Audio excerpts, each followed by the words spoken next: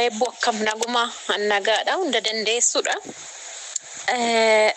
በነገራችን ላይ bilbila kee kana ammoo jabeessi qulfiitti godhi sagaleen kun bahe taanani ani gudiin ta'a gaaf tokko jechuudhaati eebboo dhageesse taanan ani dubbii dafee cufuun barbaade jechuudha akkan ani keessa jiru akkam beekamne yeroo raawwattanii jechuudha bakka irra ta'e maal fiddii miti erga raawwattanii jechuudha ergan talaafaan wal argitanii mana kireessitanii jiraachuu jammartanii edda ta'e maal gooti dagaalli tokko dhaabate kanaaf bilbila kee jabeessi pin koodii yookiin immoo paaswordiitti godhe jechuudha akka shis sagalee kana dhageenye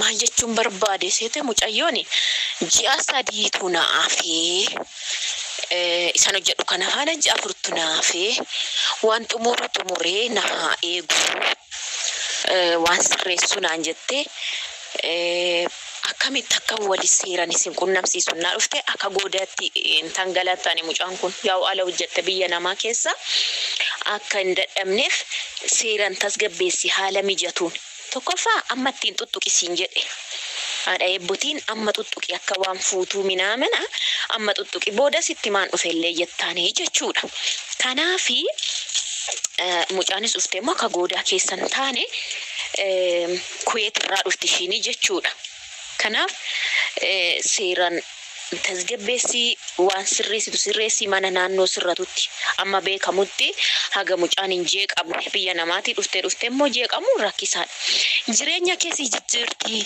iddoo gaarii jiraata hojjetaa mootummaatii ati sibiraa bareeddii yoo deemtellee yoo uffattellee iddoo waamichaa iddoo maali ishee kun amma si faana baatu baay'ee rakkisaadha beekta daa'ima faana turti daa'ima guddistu manni immoo hin jira teessee haa guddiftu daa'ima waan rakkoo qabu kun namni shan afur fuudhuu jira waan ta'eef jechuudha kanaaf atamma sirreessi mucaadhaan waan hundumaa jala fixeen itti mee jiran akka keetti bakka bu'ee jechuudha ani maaliif ani itti naayii misraataan akkan goodatti nafnee dhufee mannis iddoon kireeffamu seeran naa baree minaamina naan jette amma mee yaada maal qabda ati naa deebisi garuu inni nani caalatti si amansiisu maanni seetee dubartii tokko amma dursitee wottiin tuttutte bakka gaafa ta'e tokkotti siin tuttuqaan dhufee siin jetti qaama godhatti sirratti bartus maa gochuun dandeessuun dhiiftee jechuudha kanaaf haadha eebbutiin tuttuqaa deemi garuu ati yaada kana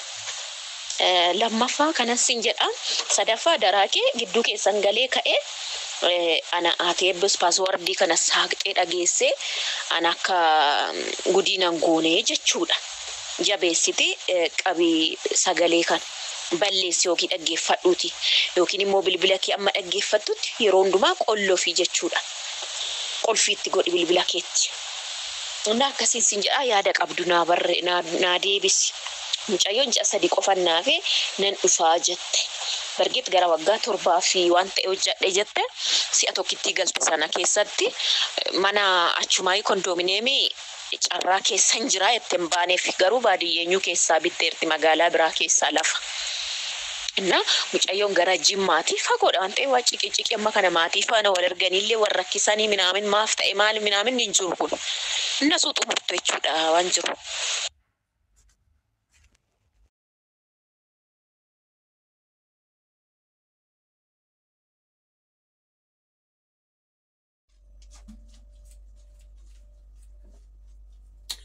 jaartiin ogaa qirri jettu ogaa qorqoramtu ogaa qilli jettu ogaa burr jettu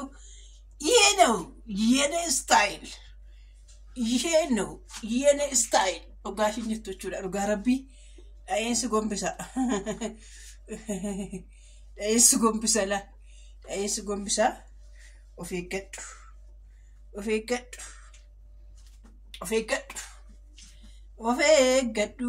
of eeggadhu siin jedhee of eeggadhu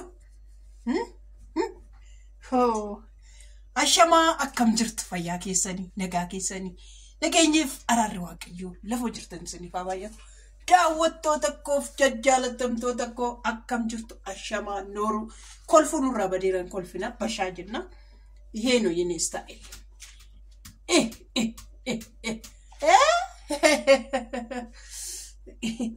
ila ishiin namarachuudhaaf kaate ishiin akkanan qabisi urgufadhee deemu barbaadde ageessaniin tumti isa jalqabarra sagaleeshii jalqabarra sinii gasheera ilkaan shillee jechuudha. Ilkaan jaartitti ishuma laalaan ishuma koppii ishiin argate. Ay immoojii. Immoojii dhukkoo garaa nama geessi. Dhugaa rabbii immoojii. Dhugee sirraa kaasa dhagaa dhugaa rabbii. Yee.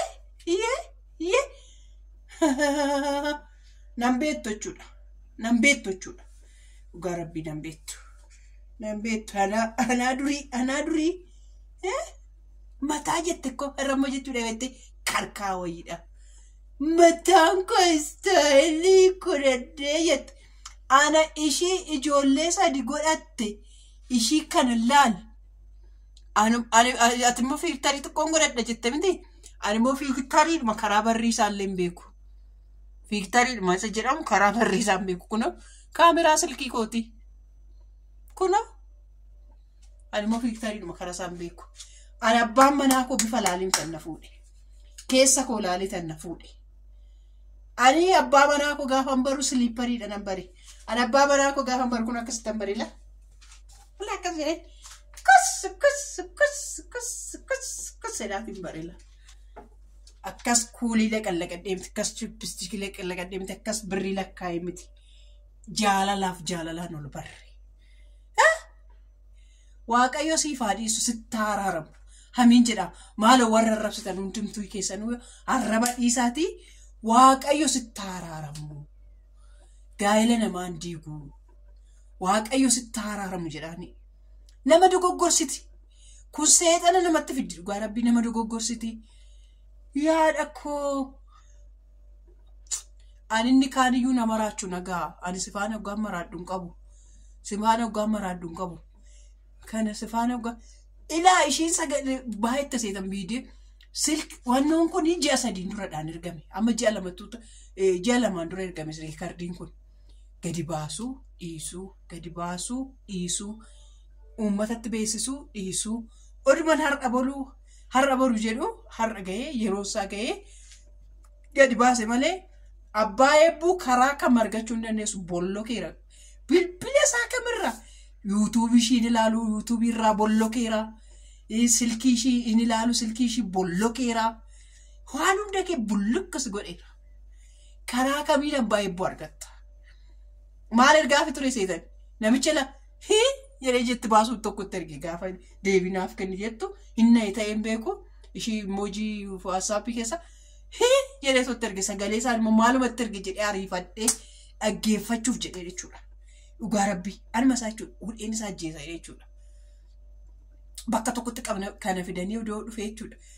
Bishaan itti naquudha dhugaa rabbii bishaan lagaa waash keessa beektu waggaa dura akkasitti keessa calaqqannee daaknu jechuudha. Akkasitti fiinnee dhufne calaqqannee keessa daaknu jechuudha. Isa keessan gadis calaqqoo godhee si buusee si daaksisaa ture garuu maalaa godhu idimeela eebbuu bareedduu koo qashtii koo akka fiigee dhufee calaqqoo godhee osoo hin seessifne na goote qonnamnu mana argadha calaqqoo godhaa amma dhufee. Ana jaartiidha. Dhugaa jedhi ka. Yaa Waaqi isa umurii kana naaf kennite. Isa na jaaromsite. Galanni siif haa ta'u. Isuma jaartii na goote. Galanni siif haa ta'u.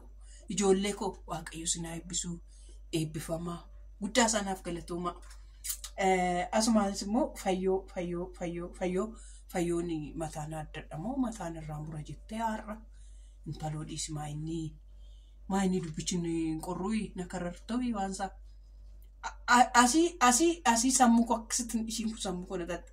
Ijoollee la waan qoosaa keessa jalqabamu kuni dafaate ani sabba kanaan booda intalatti ofirraan bolloka. Yuutuubii ishee ofirraan bolloka. Silkii ishee ofirraan bolloka. Karaa kamiin na argatti. Kanaan booda mataa dhuunfootti nan abbaa manaa koo ta'e. Abbaa manaa koo waggaa meeqati. Amalumaan qabadhee nan ila. Abbaa manaa koo eenyuyyuu hin argatu. Hin dhamayin hin xaarii. Si namayin hin xaarini siin jedha yaa ani sin arrabsu akkas ani baalagee akka keemiti sin arrabsu Waaqayyo si haa eebbisu eebbifame. Galatoon warroonni immoo wannoottan hunda dhugaa rabbii eenyu ishiin jettanii warroonni tarii dhuftanii too ilaaltan hunda dandeessuu jedhamti. Yuutuubii ishii hunda dandeessuu jedhama. Galtanii arraba ishee keessaa bahu ija ishee hoggaa namatti babaaftu.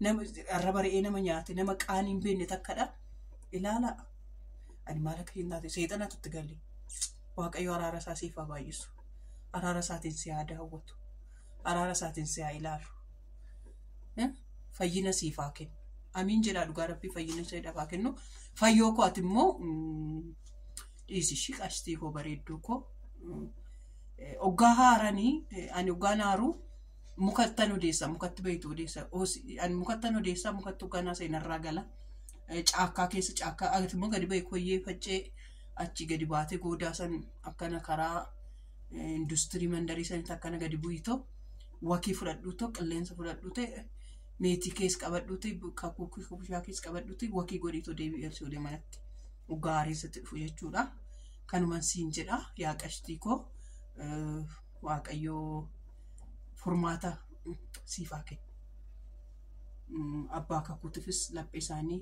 isaan alaaffisu isaanis odoo ati hin ta'in isaan dhiifama si gaafatanii jaalala keessan durii kolfa keessan duriitti isiniif haa deebisu intalatti ishii kana sararraa kaaseen irratti hojjedhu nan ishii bolloka